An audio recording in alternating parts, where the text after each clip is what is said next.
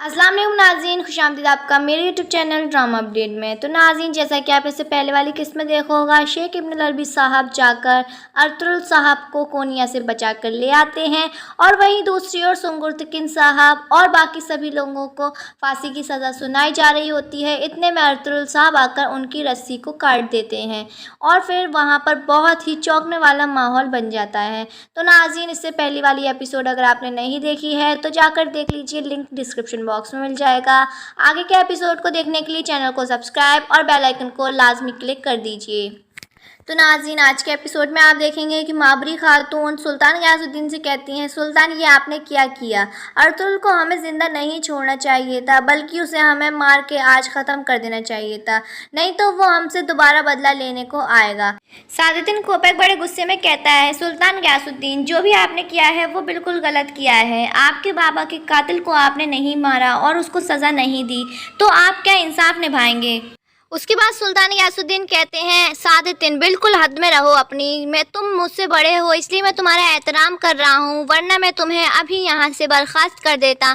आई तुम्हारे समझ में? और माबरी खातून, आप इनको समझा लीजिए, वरना मुझसे बुरा कोई नहीं होगा। उसके बाद सुल्तान गयासुद्दीन वहाँ से चले जाते हैं। इसके बाद नाज़रीन, आप देखेंगे कि सुल्तान के दूसरे बेटे कैनिची अरसलान और उसकी वालिदा दोनों कोनिया के महल की ओर आ रहे होते हैं। तो कैनिची अरसलान बड़े परेशान होते हैं, तो उसकी माँ कहती हैं कि बेटा परेशान ना हो, अपने बाबा की दी हुई अमानत को तुम्हें अच्छी तरीके से निभाना है, चाहे इसके लिए तुम्हें अपनी जान ही क्यों ना देना पड़े। उसके बाद कैनिची अरसलान कहते हैं, अम्मी जान, हम लोग वहाँ जाएंगे, उससे पहले ही मुझे लगता है कि वो हमें मारने का पूरा कोशिश करेंगे। उसके बाद उसकी माँ कहती हैं कि बेटा, चाहे वो मुझे मारें या मुझे जान से भी मार दे, लेकिन तुम्हें वहाँ तक पहुँचना ज़रूरी है, क्योंकि अगर तुम नहीं पहुँचे तो फिर तुम अपने बाबा का किया हुआ वादा नहीं निभा पाओगे। उसके बाद शहजादे अरसलान कहते हैं कि अम्मी जान, मैं आपको छोड़ के नहीं जा सकता, चाहे कुछ हो जाए। तो उसके बाद उसकी माँ कहती है, बेटा ये तो तुम्हें करना पड़ेगा अपनी रियासत की वक़ा के लिए। वहीं दूसरी ओर नाज़रीन, आप देखेंगे कि अर्तुगरुल साहब कारे जैसार किला में अपने मरकज़ी खेमे में पहुंच जाते हैं और वहां पर गुमान को बुलाते हैं और कहते हैं कि आपने जो मेरे सिपाहियों और मेरे भाई के साथ सलूक किया है वो नाकाबिले बर्दाश्त है और इसकी आपको सज़ा ज़रूर मिलेगी, क्योंकि मुझे सज़ा अभी मिली भी नहीं थी और तुमने उनको फांसी देने की सज़ा सुना दी थी। तुम हो कौन और तुम्हें इसने इख्तियार किसने दिए हैं? तो वो कहता है, मैं तो सादुद्दीन कोपैक ने जो भी कहा था मैंने वही किया। उसके बाद अर्तुगरुल साहब कहते हैं, अब तुम्हारा यहाँ पर काम ख़त्म हुआ, अब तुम यहाँ से अपना सामान उठाओ और यहाँ से चले जाओ।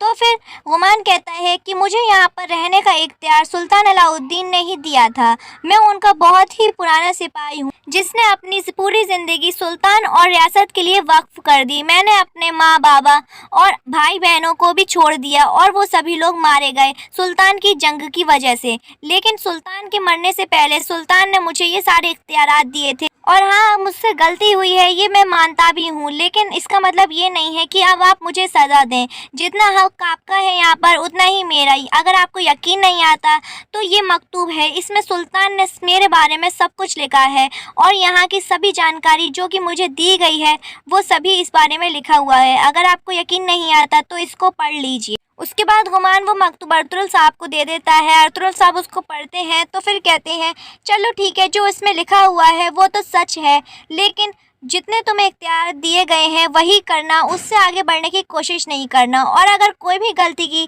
तो इस बार मैं तुम्हें नहीं छोड़ूंगा, ये बात अपने दिमाग में डाल लेना। उसके बाद गुमान वहाँ से इजाज़त लेकर चले जाता है। इसके बाद नाज़रीन, आप देखेंगे कि अहमद और इब्नुल अरबी साहब साथ में बैठे हुए होते हैं। अहमद इब्नुल अरबी साहब से कहता है, आपका बहुत बहुत शुक्रिया, आपकी वजह से ही आज मैं बड़े सुकून में हूँ, वरना मेरी ज़िंदगी बिल्कुल बर्बाद हो गई थी। और आपसे दुआ की दरख्वास्त है कि जिस मंसूबे के तहत मैं जा रहा हूँ यहाँ से उन लोगों के पास, उसमें मैं कामयाब होकर लौटूँ। उसके बाद इब्नुल अरबी साहब कहते हैं कि जिस रास्ते पर तुम जा रहे हो वो हक़ का रास्ता है बेटा, और अगर तुम उस पर ही चलते रहे तो अल्लाह तुम्हारा बिल्कुल साथ देगा, इस बात से तुम बेफिक्र रहो और मेरी दुआएं हमेशा तुम्हारे साथ हैं। उसके बाद वो दोनों आपस में गले मिलते हैं और इब्नुल अरबी साहब अपने रास्ते और अहमद अपने रास्ते चले जाता है। इसके बाद नाज़रीन, आप देखेंगे कि अर्तुगरुल साहब के पास सुंगुर्तकिन साहब, तुर्गुत, बमसी आते हैं। सबसे पहले अर्तुगरुल साहब सुंगुर्तकिन साहब से गले मिलते हैं और बहुत सारी दुआएं आपस में एक दूसरे को देते हैं। اس کے بعد ترگود بمسی اور آرتک صاحب بھی ارطغرل صاحب سے گلے ملتے ہیں اور دونوں ایک دوسرے کا شکریہ ادا کرتے ہیں۔ ارطغرل صاحب کہتے ہیں، میرے جوانوں، تم لوگوں نے میرا بہت ہی بہادری سے ساتھ دیا اور سبھی مشکلوں کا سامنا کیا۔ پھر آرتک صاحب کہتے ہیں، یہ غمان کون ہے اور اب ہمیں کیا کرنا ہے؟ اس کے بعد ارطغرل صاحب کہتے ہیں، اس کو یہاں کے اختیارات دیے گئے ہیں سلطان کی طرف سے تو وہ یہیں پر ہی رہے گا، لیکن میں آپ سے کہتا ہوں آرتک صاحب کہ اس پر کڑی نظر رکھیے گا، یہ آپ کی ذمہ داری ہے۔ اس کے بعد آرتک صاحب کہتے ہیں، جو حکم آپ کا۔ اتنے میں ہی حفصہ خاتون اسلحان خاتون آ جاتی ہیں اور پھر حفصہ خاتون بمسی سے اور اسلحان خاتون ترگت سے گلے ملتی ہیں اور پھر اللہ کا شکر ادا کرتی ہیں اور ساتھ ہی ساتھ ارطغرل صاحب سے بھی شکریہ کرتی ہیں۔ اس کے آگے ناظرین آپ دیکھیں گے کہ غمان بڑے غصے میں اپنے سپاہی کے پاس جاتا ہے اور کہتا ہے، یہ ارطغرل اپنے آپ کو سمجھتا کیا ہے؟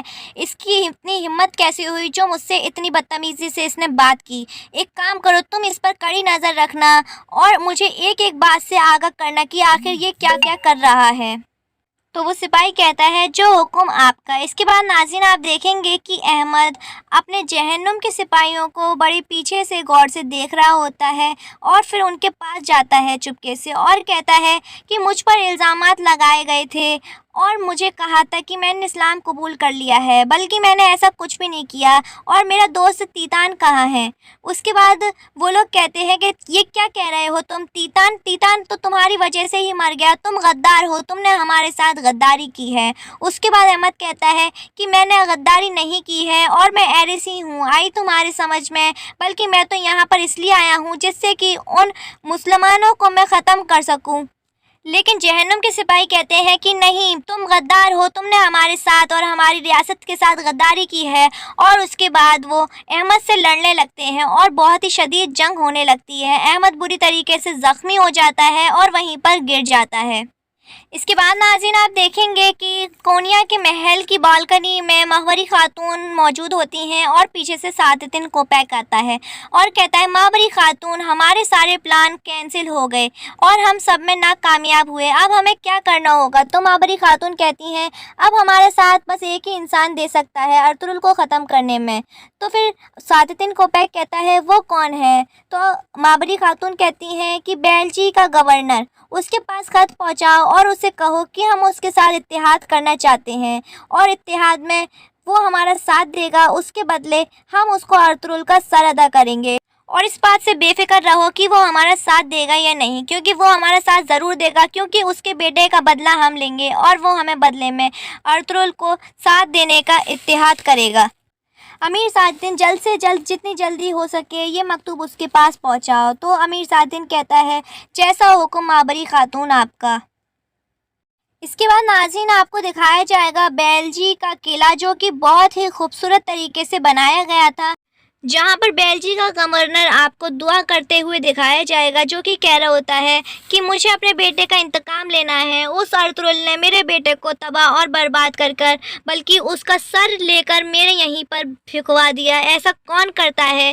اے خدا بند، مجھے طاقت دے کہ میں اس کو ختم کر سکوں۔ اتنے میں ان کا ایک سپاہی آتا ہے اور کہتا ہے، گورنر صاحب، آپ کے لیے یہ مکتوب آیا ہے۔ تو گورنر اس مکتوب کو پڑھتا ہے اور ہنسنے لگتا ہے۔ اس کے بعد وہ پوچھتا ہے کہ آخر اس میں کیا ہے صاحب جو آپ اتنا ہنس رہے ہیں؟ تو پھر گورنر کہتا ہے، اس میں ارطغرل کی موت لکھی ہوئی ہے، امیر سعادتدین نے ہم سے اتحاد کرنے کی بات کی ہے۔ یہ سن کر وہ خاص سپاہی بھی مسکرانے لگتا ہے اور کہتا ہے، اگر ہم امیر سعادتدین سے اتحاد کر لیں گے، اس کے بعد ہمیں ارطغرل کو مارنے میں آسانی ہوگی۔